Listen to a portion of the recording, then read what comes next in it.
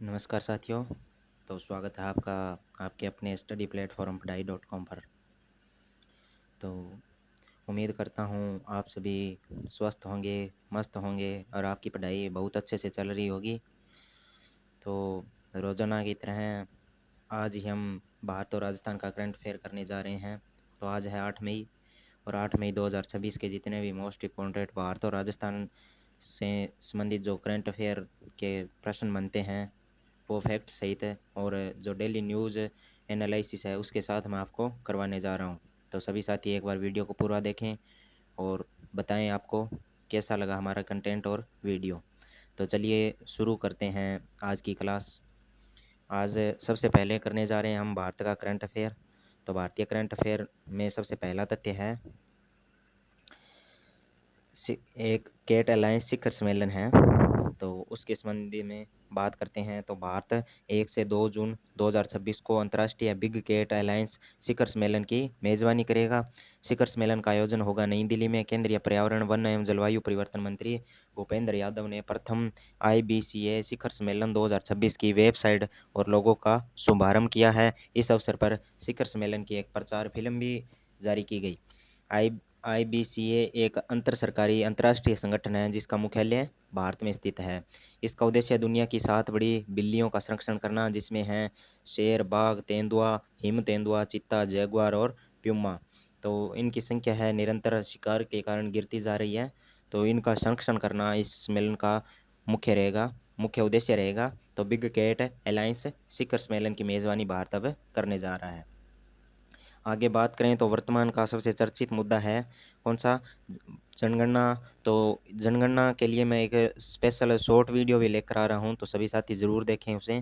तो उसके लिए ये जो आने वाले एग्ज़ाम हैं उनके लिए बहुत इंपॉर्टेंट है, क्योंकि इससे वर्तमान का सबसे ज्वलंत मुद्दा है, तो इससे सबसे ज़्यादा प्रश्न आने की संभावना रहती है। तो चलिए शुरू देखते हैं जनगणना से संबंधित। तो भारत के महारजिस्ट्रार जनगणना आयुक्त RGCCI ने भारत जनगणना भवन से 6 जागरूकता वैन को हरी झंडी दिखाई। यह पहला जनगणना 2027 से पब्लिक आउटरीच अभियान के अंतर्गत की गई। अभियान का उद्देश्य जनगणना 2027 के पहले चरण यानी मकान सूचीकरण एवं मकानों की गणना HLO के प्रति लोगों की जागरूकता बढ़ाना है। जो HLO अभियान 1 से 15 मई को शुरू किया गया है, उसकी जागरूकता लोगों में बढ़ाना, ताकि ज़्यादा से ज़्यादा लोग हैं जो इसमें भाग लेकर अपने मकानों का सूचीकरण करें और जनगणना से संबंधित जागरूक हो। वर्तमान में राष्ट्रीय राजधानी क्षेत्र दिल्ली में भी HLO कार्य जारी है। अब आगे बात करें, अगला फैक्ट है NDMC और छावनी बोर्ड क्षेत्रों में 15 अप्रैल 2026 को HLO स्वयं पूरी हो चुकी है और इसके बाद 16 अप्रैल 2026 से पर्यागणकों द्वारा घर घर जाकर फील्ड विजिट है जो शुरू कर दिया जाएगा। तो फील्ड विजिट शुरू किया जाएगा। तो यह फील्ड सर्वेक्षण 15 मई 2026 तक पूरा किया जाएगा। तो 16 अप्रैल 2026 के बाद प्रगणकों द्वारा फील्ड विजिट शुरू की गई और यह फील्ड कार्य है वो फील्ड सर्वेक्षण कार्य है वो 15 मई 2026 तक पूर्ण किया जाएगा। अगला है खेल खिलाड़ी से संबंधित।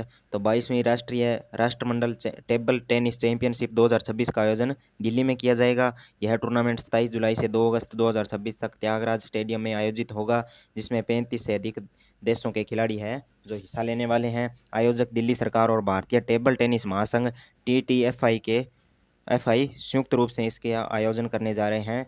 याद रखना, दिल्ली सरकार और भारतीय टेबल टेनिस महासंघ TTFI। आगे बात करें तो भारत के दिग्गज क्यू खिलाड़ी सौरव कोठारी ने 2026 में IBSF वर्ल्ड बिलियर्ड्स चैंपियनशिप का खिताब जीता। यह प्रतियोगिता आयरलैंड के कार्लो में आयोजित की गई थी। फाइनल मुकाबला भारत के ही 2 शीर्ष खिलाड़ियों के बीच हुआ। कोठारी ने 19 बार के विश्व चैंपियन पंकज आडवाणी को हराया है और फाइनल एक तरफा रहा, जिसमें स्कोर रहा 1133 और 477। तो यह बहुत बड़ी उपलब्धि है। तो भारत के दिग्गज खिलाड़ी सौरव कोठारी ने यह बिलियर्ड्स चैंपियनशिप का खिताब अपने नाम किया है।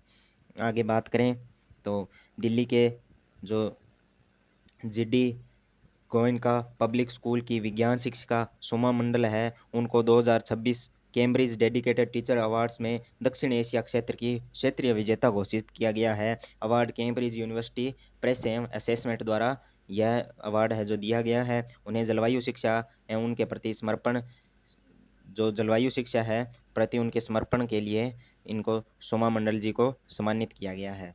आगे बात करें फ्रूट और हेरोजाइन 2026 कार्यक्रम का आयोजन, तो यह आयोजन हुआ लखनऊ में। इसका आयोजन स्थल ICAR केंद्रीय उपोषण बागवानी संस्थान CISH। कार्यक्रम में केंद्रीय कृषि एवं किसान कल्याण तथा ग्रामीण विकास मंत्री शिवराज सिंह जी चौहान ने सहभागिता की। उत्तर प्रदेश को प्रीमियम फल उत्पादन के निर्यात को बड़ा हब बनाने पर जोर दिया गया। मंत्री जी ने कहा कि केवल अधिक उत्पादन पर्याप्त नहीं है, भारत को वैश्विक फल बाजार में मजबूत पहचान दिलाने के लिए गुणवत्ता, शेल्फ लाइफ, प्रसंस्करण, लॉजिस्टिक और निर्यात मानकों पर भी गंभीरता से काम करना होगा। आगे बात करें तो 5 मई 2026 को नई दिल्ली में स्थित मानेकशॉ सेंटर की एक महत्वपूर्ण सम्मेलन का आयोजन किया गया। इस सम्मेलन का विषय था ब्रेन कंप्यूटर इंटरफेस BCI, तंत्रिका सीमाओं का विस्तार और इसके रणनीतिक निहितार्थ। इस सम्मेलन का उद्घाटन जो जनरल है अनिल चौहान जी उन्होंने किया। आगे अगले तथ्य की बात करें तो कार्यक्रम का मुख्य फोकस रहा मानव के बीच एकीकरण, ह्यूमन्स मशीन इंटीग्रेशन, मानव और मशीन के बीच में एकीकरण करना इसका मुख्य उद्देश्य रहा। अब अन्य कुछ महत्वपूर्ण बिंदु हैं जिनको हमें याद रखना जरूरी है। तो केंद्रीय संचार एवं उत्तर पूर्वी क्षेत्र विकास मंत्री ज्योतिरादित्य सिंधिया ने 6 मई 2026 को पूर्वोत्तर पर्वतीय विश्वविद्यालय में इंडिया पोस्ट के 100वें एन जैन डाकघर का वर्चुअल माध्यम से उद्घाटन किया, यानी ऑनलाइन उद्घाटन इसका ज्योतिरादित्य सिंधिया के द्वारा किया गया है। रक्षा अनुसंधान एवं विकास संगठन DRDO ने दिल्ली की बुराड़ी मैदान में रासायनिक, जैविक, रेडियोलॉजिकल और परमाणु CBRN क्षेत्र प्रशिक्षण और प्रदर्शन केंद्र का उद्घाटन किया। भारतीय नौसेना का नौकायन प्रशिक्षण पोत INS सुदर्शनी 4 मई 2026 को केप वर्डे के साओ विसेंट द्वीप पर स्थित मेंडेलो बंदरगाह पहुंच गया है।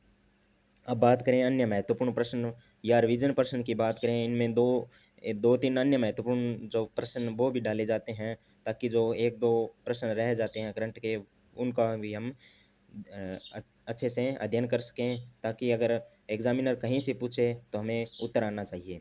तो 22वीं राष्ट्रमंडल टेबल टेनिस चैंपियनशिप का आयोजन की बात करें तो उसका आयोजन होगा नई दिल्ली में। नई दिल्ली में इसका आयोजन किया जाएगा। अगले प्रश्न की बात करें तो भारत में मातृ एवं शिशु स्वास्थ्य सेवाओं को मजबूत करने के लिए कौन सा प्लेटफार्म लॉन्च किया गया है? तो जननी प्लेटफार्म इसके लिए लॉन्च किया गया है। मातृ एवं शिशु स्वास्थ्य सेवाओं को बेहतर बनाने हेतु इस पोर्टल का लॉन्च है जो किया गया है।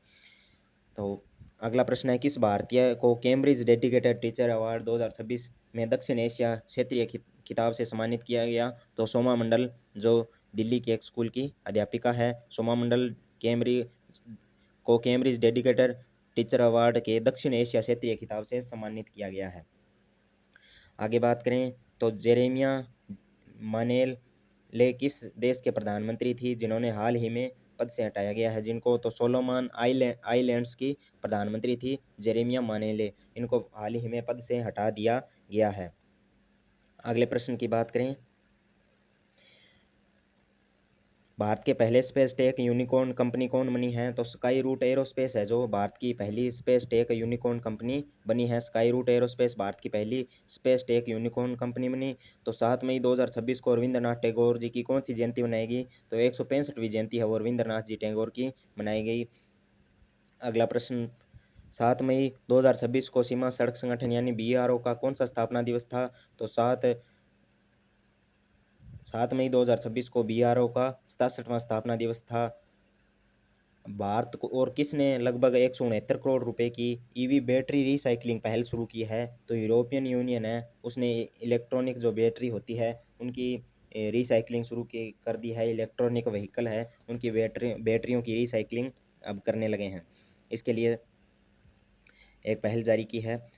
अगला प्रश्न है केंद्रीय मंत्री जगत प्रकाश नड्डा ने स्वास्थ्य प्रणालियों के एकीकरण हेतु कौन सा पोर्टल लॉन्च किया है? तो स्वास्थ्य पोर्टल लॉन्च किया है। कल की वीडियो में इसके ऊपर हमने संपूर्ण चर्चा है जो की थी। आगे अगले प्रश्न की बात करें तो मई 2026 में भारत की स्वदेशी सेल ब्रॉडकास्ट सिस्टम CBS किसने लॉन्च किया? तो ज्योतिरादित्य सिंधिया द्वारा इस सीबीएस प्रणाली को की लॉन्चिंग की गई। अगला है दक्षिण तट रेलवे भारत का कौन सा रेलवे जोन बना? तो दक्षिण तट रेलवे है जो भारत का 18वां रेलवे जोन बना। अगले प्रश्न की बात करें तो विश्व थैलेसीमिया दिवस हर वर्ष किस दिन मनाया जाता है? 8 मई को विश्व थैलेसीमिया दिवस मनाया जाता है।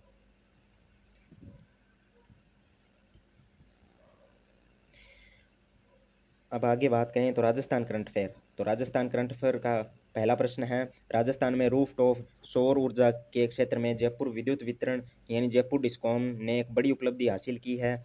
तो वह बड़ी उपलब्धि क्या है? केंद्रीय नवीनीकरण ऊर्जा मंत्रालय ने वित्तीय वर्ष 2024-25 के दौरान ग्रिड कनेक्टर रूफटॉप सोलर क्षमता में उल्लेखनीय वृद्धि करने पर जयपुर डिस्कॉम को 60 करोड़ रुपए की अधिक प्रोत्साहन राशि स्वीकृत की है।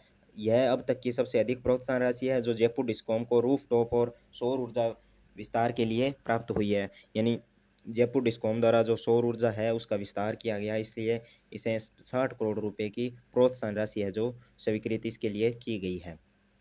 आगे प्रश्न की बात करें तो सरकार ने खनन के क्षेत्र में वार्षिक एक्शन प्लान के क्रियान्वयन की शुरुआत करते हुए अप्रैल माह में 9 मेजर मिनरल ब्लॉकों की सफल नीलामी की है। तो नागौर, जैसलमेर और चित्तौड़गढ़ जिलों के कुल 1218.43 हेक्टेयर क्षेत्रफल में फैले 9 लाइमस्टोन ब्लॉकों की नीलामी की गई। खनन कार्य शुरू होने के बाद अगले 50 वर्षों में राज्य सरकार को इन ब्लॉकों में से लगभग 24,000 करोड़ रुपए अधिक राजस्व मिलने का अनुमान है। अगले प्रश्न की बात करें तो कृषि विभाग द्वारा राजस्थान द्वारा federation of Indian chambers of commerce and industry यानी फिक्की तथा राजस्थान फाउंडेशन के सहयोग से ग्लोबल राजस्थान एग्रीटेक मीट 2026 के तहत 8 मई को हैदराबाद में एक महत्वपूर्ण इन्वेस्टर मीट आयोजित की जा रही है, जिसमें कृषि, एग्रीटेक, आईटी, बीज औद्योगिकी, संरक्षित खेती और कृषि अनुसंधान से जुड़े प्रमुख उद्योग प्रतिनिधि, निवेशक और विशेषज्ञ भाग लेने वाले हैं। उल्लेखनीय है कि 23 से 25 मई 2026 को जयपुर में आयोजित होने वाले ग्लोबल राजस्थान एग्रीटेक मीट ग्राम 2026 के मुख्य सम्मेलन के लिए व्यापक तैयारियां जारी है। तो हैदराबाद इन्वेस्टर मीट से पहले दिन बेंगलुरु तथा अहमदाबाद में भी इन्वेस्टर मीट का आयोजन किया। अगले प्रश्न की बात करें तो युवा संगम चरण 6 के अंतर्गत राजस्थान में 50 युवा प्रतिनिधियों का दल 7 मई को कर्नाटक में स्थित भारतीय सूचना प्रौद्योगिकी संस्थान यानी आईआईटी धारवाड़ के लिए रवाना किया गया। इस अवसर पर मालवीय राष्ट्रीय प्रौद्योगिकी संस्थान एमएनआईटी जयपुर के एक ओरिएंटेशन कार्यक्रम का आयोजन किया गया, जहां से प्रतिनिधि मंडल को फ्लैग ऑफ किया गया।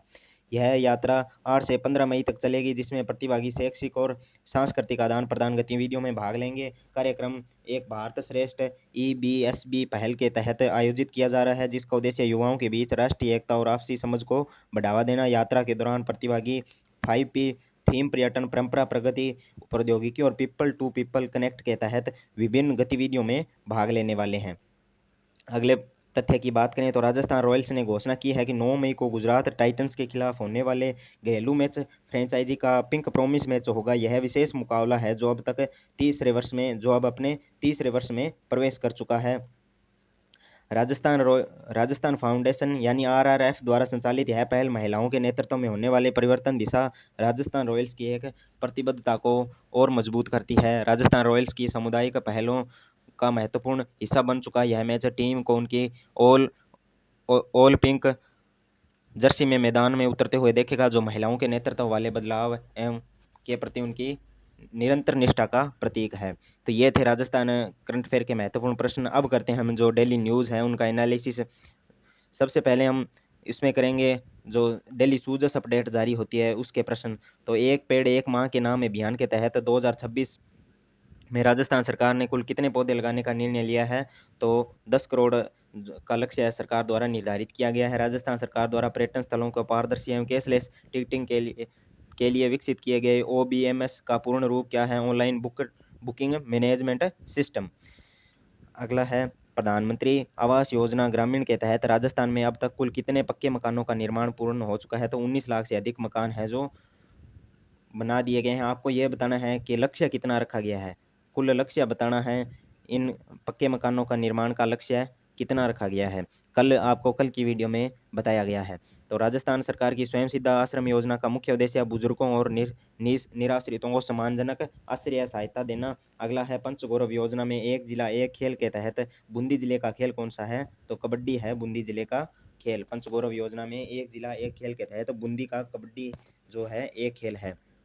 आगे आपको अब बताना ये है भी डीग जिले का एक जिला एक खेल के तहत कौन सा खेल है। डीग जिले का एक जिला एक खेल के तहत कौन सा खेल है, कमेंट बॉक्स में ज़रूर कमेंट करें, साथ में बताएं वीडियो के बारे में। और ये रही आज की न्यूज़। राजस्थान की अंजलि ने 10 मीटर एयर पिस्टल में खिताब जीता और विजेता बनी है। अंजलि शेखावत ने सोमवार को यह 24वीं कमार सुरेंद्र सिंह स्मृति निशानेबाजी चैंपियनशिप में महिलाओं की 10 मीटर एयर पिस्टल स्पर्धा में स्वर्ण पदक जीता।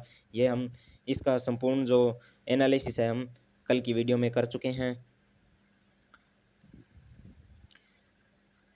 डिजिटल नवाचारों में डिजिटल नवाचार में मॉडल प्रदेश बनकर उभर रहा राजस्थान। पर्यटन क्षेत्र में मुख्यमंत्री श्री भजनलाल जी शर्मा के विजन का असर। ओबीएमएस वेबसाइट को एक क्लिक में संपूर्ण जानकारी देगा। पर्यटन एवं सांस्कृतिक स्थलों की ऑनलाइन टिकट बुकिंग और सर्च, 90 लाख बुकिंग्स, 3 करोड़ का अधिक हुआ पर्यटकों का आंकड़ा। तो ये जो डिजिटलीकरण है वो लागू किया जा रहा है ताकि जो पर्यटक है वो राजस्थान की ओर अधिक से अधिक अग्रसर हो सके और राजस्थान की अर्थव्यवस्था में और सुधार हो सके। तो अगर आपने वीडियो पूरा देख लिया है तो ज़रूर बताएं आपको कैसा लगा वीडियो, एक बार कमेंट ज़रूर करें और हमारा चैनल सब्सक्राइब करना न भूलें ताकि आपको रोज़ाना मात्र 10-20 मिनट में ही भारत और राजस्थान का करंट है जो मिल जाए। तो धन्यवाद आज के सेशन के लिए और मिलते हैं अगले सेशन में बहुत जल्दी। तो जय हिंद, जय भारत, जय राजस्थान।